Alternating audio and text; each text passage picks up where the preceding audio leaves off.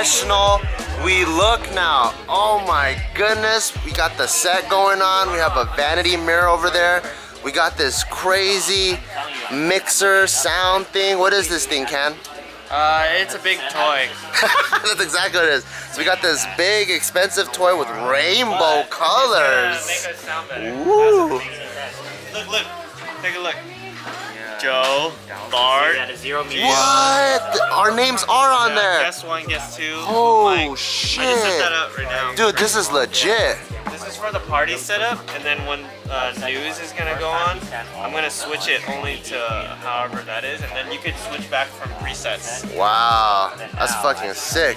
So we got B Choi over here on the motherfucking ones and 200s. We got 200 lives. Michael's over here helping B Choi out. Joe's walking around inspecting people. I think our plaque finally showed up. Oh, the 1 million subscriber? Yeah, I'm gonna Finally. And then we got the ladies here putting their faces on in the morning. Everyone putting their faces on. I don't know why. How come girls never put on their makeup before they leave the house? How come? That's funny. It's such a common thing. Because this is a now nice we mirror. have this mirror and now it's better than our own home. But even before that, like I always, like since I was a kid, I would always just see, like even my mom, she leaves the house and then she gets to work a little bit early. Does she do it in her car? Yeah. We Why? want to make sure that we get to where we need to be on time. Yeah. Why don't you guys just wake up earlier and then put the makeup on first? Because we're women, we have get stuck in traffic. We have a lot of things to do. Girls, we have to take care of the people in the house. We have to make sure that they're well taken care of, and we also have to take care of people in the house. You said that twice. What the hell? I said that 3 times. Okay. All right. So go take care of the people in the house. Yeah. And then we got people over here setting stuff up. We got cameras. We're like our own little Hollywood studio in here. Casey is leading the team, setting things up, doing things I don't understand. Am I? Move out. Oh, sorry. All right. So I'm getting in the way, but I'm walking around. I gotta show you guys everything. We got this steamer going on. What are you doing with this steamer, Byron? I'm removing the wrinkles from the set? so it looks pretty. Oh yeah, that's what I was gonna tell you guys. From the Halloween shoot we did, we forgot to do that and look kind of ugly a little bit. That's why I'm doing it now. Awesome. So we got Byron steaming, Ryan setting stuff up too. All kinds of stuff going on. We got the game preparation going on over here. Over here we got more game preparation. I guess we're drawing or we're gonna be writing stuff down with teams. That's why we have 2 of them. Sean and Ant just popped out of the closet. I don't know why. Yeah. Oh, Hey. Ready? No. Hey. See, this looks so professional. This is crazy. I just come up in here and this is a huge change from old JK party where we show up, and it's still dope because we still have our own office and everything, but we were kind of doing the things the way we wanted to and the way we knew how.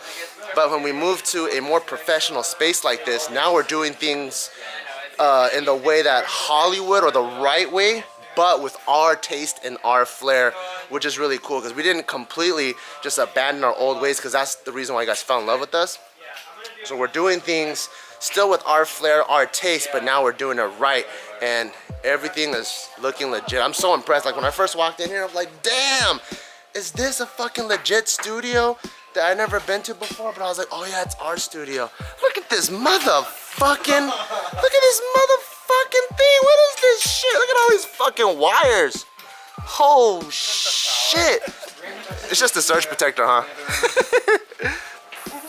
What the? Damn, just people just pulling on wires left or right. You know it's legit when you got someone just pulling on wires and shit. Damn, it's like a very organized chaos. Everyone's doing something random, but at the end it all fits together. Like Mike, what the fuck is Michael doing? I have no idea, but he's fucking busy spinning shit and fucking grabbing and pulling and stroking and tugging and caressing. Hey, what the hell? This is a kid's show, Michael. What the fuck are you doing?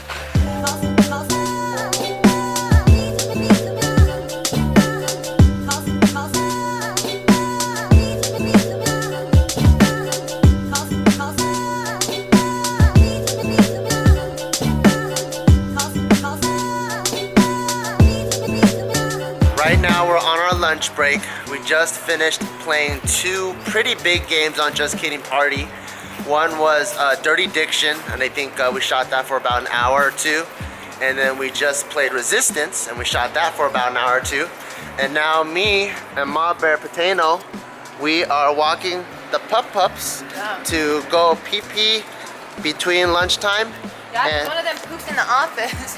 they did? Why? When I picked it up, when you first brought them. You know what I think? I think Fani is really bougie now. No, I think she's just scared. No, because when we go to the other dog park, Yeah. are you going that way? When we go to the other dog park in the morning, the one next to our house, the one that's all green and stuff, Yeah. as soon as we bring them there, they immediately pee and poo like really good. They shit their fucking brains out. And then when we go to this one, I think because they're scared or something, Meatloaf pooed, Brigade peed, and Meatloaf peed on a tree somewhere else, and then Fawn just held it in. So I think Fawn, if she doesn't have the perfect environment, she's not gonna poo-poo or pee-pee because she's so fucking bougie. What do you think it is? I just think she's traumatized. That's why she can't be around people. Any little sound, she's like, oh, what is that? Oh, oh. But don't you, what makes the dog park so safe then? Cause she goes there and immediately she does her business. She pees I think because and it's poos enclosed immediately. and she doesn't see anything. But there's people walking around, there's other dogs, there's loud sounds. Sorry. Are you playing tug of war?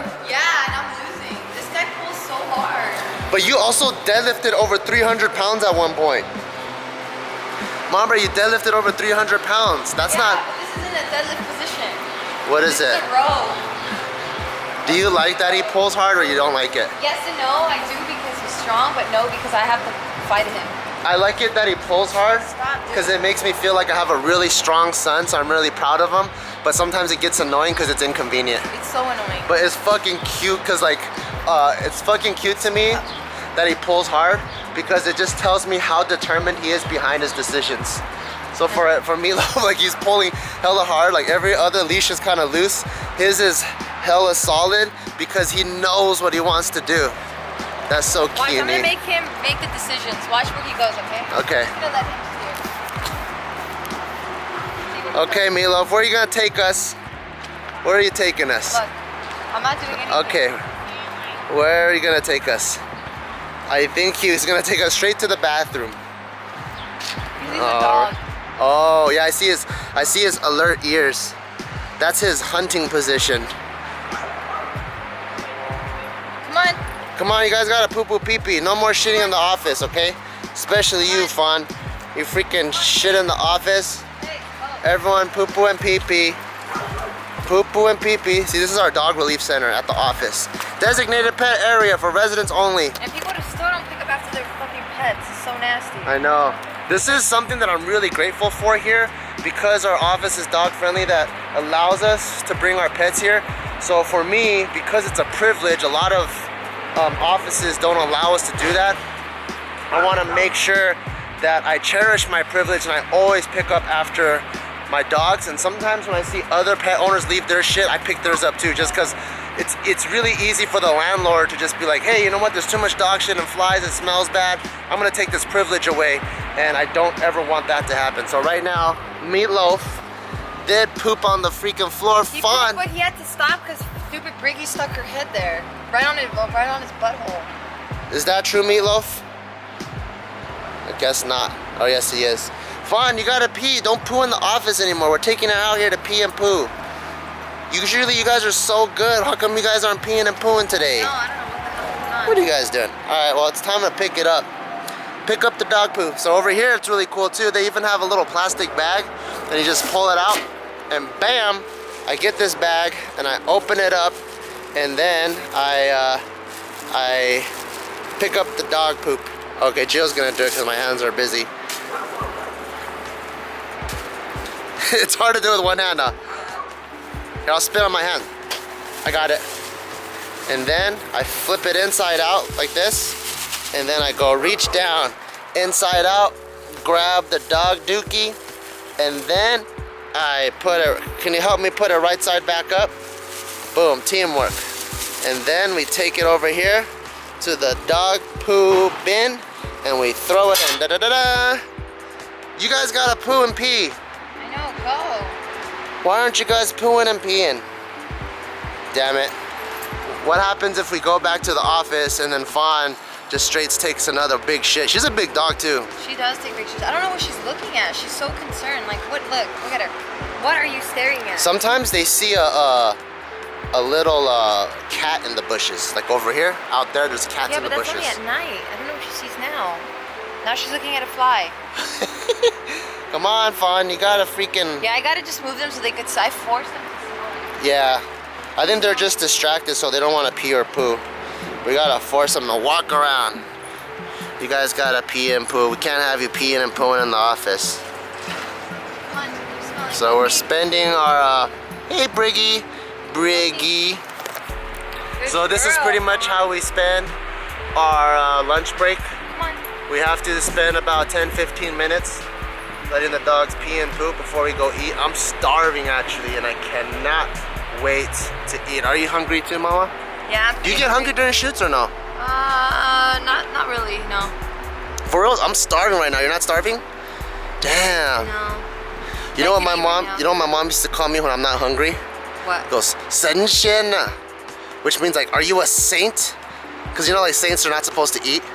Like they don't need to eat. They don't need water, air, or anything. Oh. So my mom's like, "What the hell? You haven't ate for like 8 hours. You don't eat food?" That's cutie. Your mom's so positive. Yeah.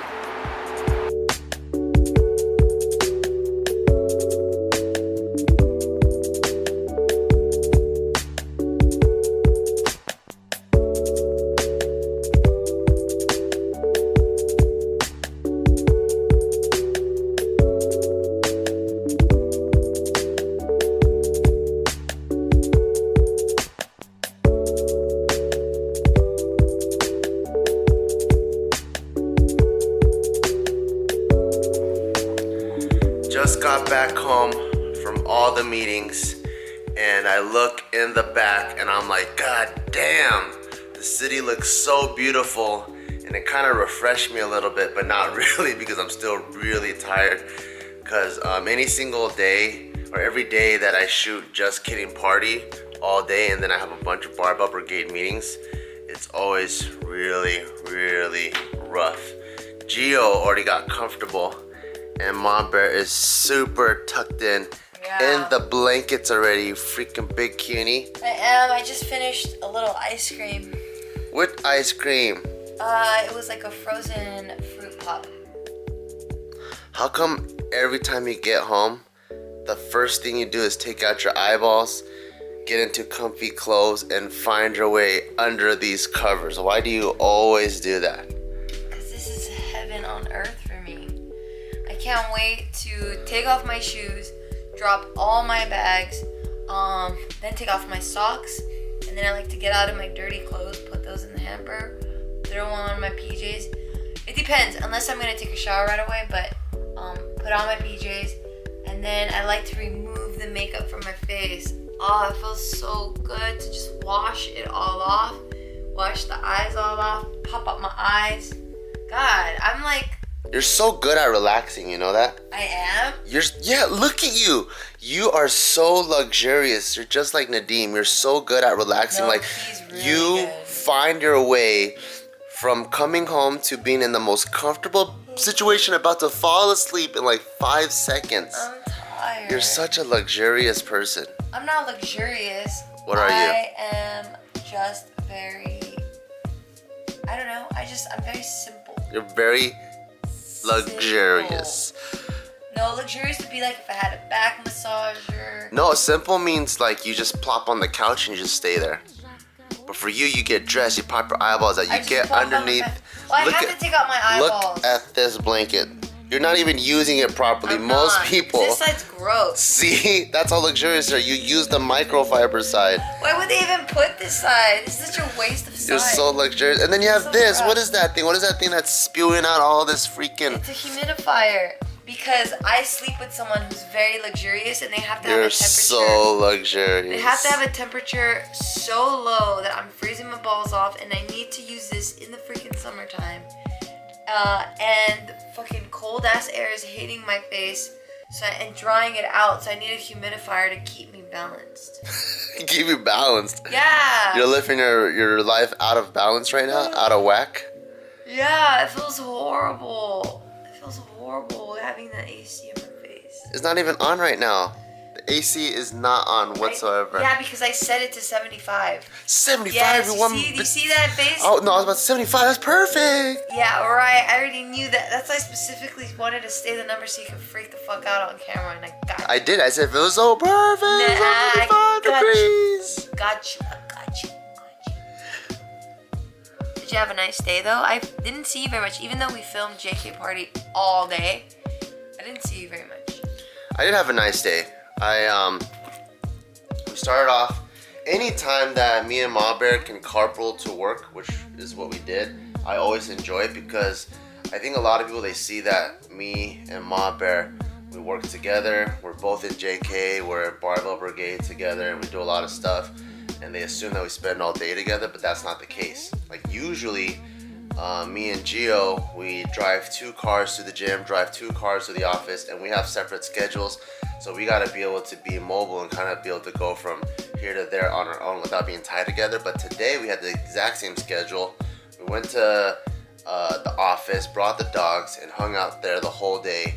And even though we're working, we're side by side, and we got to come home. It's just that when we come home, some people are better than others at getting comfortable immediately. And so that was really, really cool. A huge thing that I did just get notice of, which kind of shocked me a little. Well, it didn't really shock me, but it was surprising, was I found out that my grandma passed away. And that was pretty crazy because so I'm pretty close to this grandma. And she was the one that kind of raised me as a kid. Every time I went to Taiwan, like she was really close to me because I was her first grandson. And then when she came over, she would always cook me all kinds of yummy food, and my mom sucks at cooking.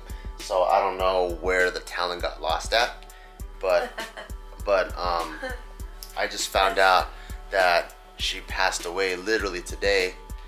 And I was really sad for about like a good 10-15 minutes actually. Yeah. Of course. I was sad because like that's my grandma, you know. It was for that long too. Oh, you thought it was gonna be even shorter? Yeah. Yeah, so I was pretty sad for 10-15 minutes. And then I was like, you know what, I got a job to do. So I snapped out of it, went back to JK Party, played like 2 games of Mafia. And the reason why, like, I feel like I'm a pretty logical person. So for me, it's easy for me. It's not that I'm heartless. I just see the future coming really fast. I'm very, very optimistic. Like, people rarely see me pissed. People rarely see me down in the dumps. I feel like out of like the YouTube vloggers, I've seen a lot of vloggers like go from like extreme happiness to wanting to commit suicide to wanting to stop vlogging on YouTube, where they quit and then they come back and they quit and they come back and then they break up with the person they're with for like 20 years and then they get back. I see a lot of crazy shit on YouTube, and I'm not like that. Like, I'm very optimistic and I look forward to the future. So I think that's the reason why I was able to get past my grandma's death really quick. And it wasn't a shock. I mean, there was, her health was deteriorating. Yeah, there was like, that's all. There were signs, and there. Sorry, I got way more comfortable. I know how. I just what the hell. So there. The last time you had the camera. So there. I mean, there are signs, and You can turn it around. No. So there are signs. There are signs, and I think that also one of the reasons why I'm not like bawling out of control is because my grandma now isn't my grandma anymore. You know, like, she has Alzheimer's, and for like the past 5 years she's been a completely different person. So I think as my original grandma transformed into the current grandma, I already had a lot of closure and I knew it was coming. So it's kind of like Tyson. Like, the original Tyson and the Tyson that you guys last saw for the last year is completely different. One guy was super energetic, and then the second one was just moping around and stuff. And we were still there to take care of him, but his personality isn't there. So it's almost like you feel like you're taking care of the shell of that person. And I think that's also one of the reasons why I wasn't too sad. But it did come like as a shock. I was just like, oh shit. And she passed away in Taiwan, so I'm not able to go see her or her funeral immediately. But my mom is over there, and when she broke the news to me, it kind of like just hit me dead in the tracks. And I told Gio immediately, but we had a job to do, so we went to go finish JK party. And I highly doubt you could tell that I was even sad there. How did you feel when I first told your mama? It was definitely a shock. Cause, you know, the last time I saw your grandma, she was okay. Like, obviously her mental state wasn't, like, she just couldn't recall or remember anyone, especially you. But I didn't think that would lead to, and when did we go? Like 6 months ago? No, maybe like a year or two ago. Oh, maybe a year ago. Wow, my time flies. So you did tell me that she had fallen yesterday. Yeah. She pissed all over herself. Yeah, and she couldn't hold her bladder. But then to hear that happen yesterday and then today to get this news, it was definitely a shock. And I know what a huge role she played in your life and how impactful she was to you, and, you know, just the positive memories that you have of her. It definitely hit me. And I didn't unfortunately get to meet her, but the few interactions that I did have with her, she was just absolutely sweet and very welcoming. And although there was that language barrier, she made me feel her heart, and I felt completely welcomed, like, immediately. So yeah, I mean, the memories I have of her are beautiful ones. Very short-lived, but they're very beautiful. Yeah, and then when I heard it, I was just like, holy shit.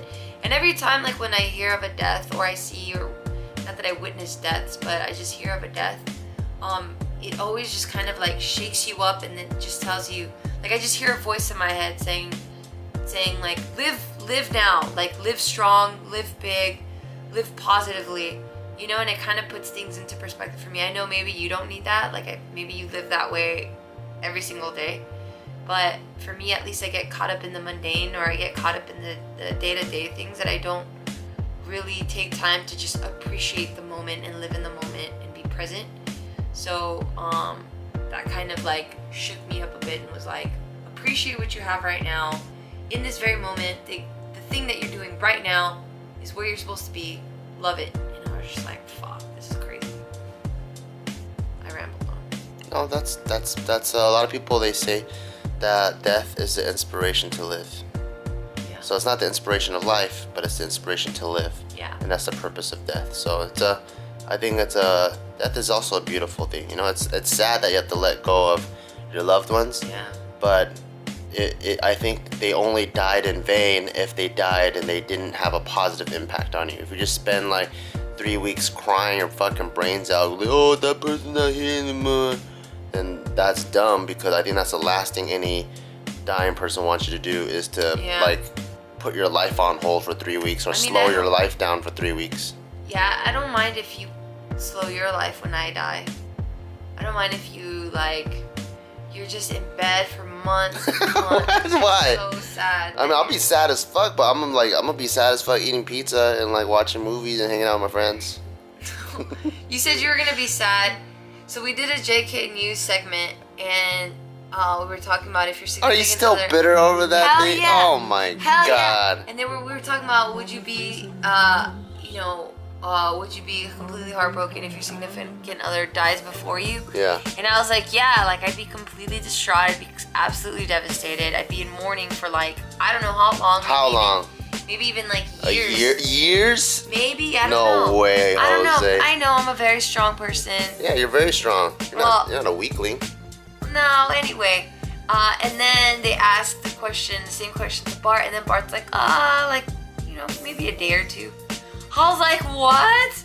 Like, that's the love you have for me, and I know that it's not a reflection of your love by any means. You know how much I love you. I do know, and that's why I'm But you also know how correcting. positive of a person I am. You are, but then I know how impactful I've been in your life, and I know that I'm the love of your life, your heart, your soul, your everything. So it's like, how do you live on and get over it? I think we're using the wrong terminology. Nah, No. I'm your heart. I Your know. heart dies, you die. You need to die. Okay. What? All right. Your soul needs to die. You need to be living in a black and white world. No, you we have. need to be What so the sad hell that is you going? can't what? You need to be so What is sad. going on over there? You need to be so sad that you can't remarry. You can't think of anyone No, I think we have a else. mix-up of words. Okay, most people, they mourn for 3 weeks, right? Yeah. But mourn is also like another word for memorialize, where they're kind of thinking and feeling and mourning and doing all that stuff and kind of like reflecting. That's what the mourning is.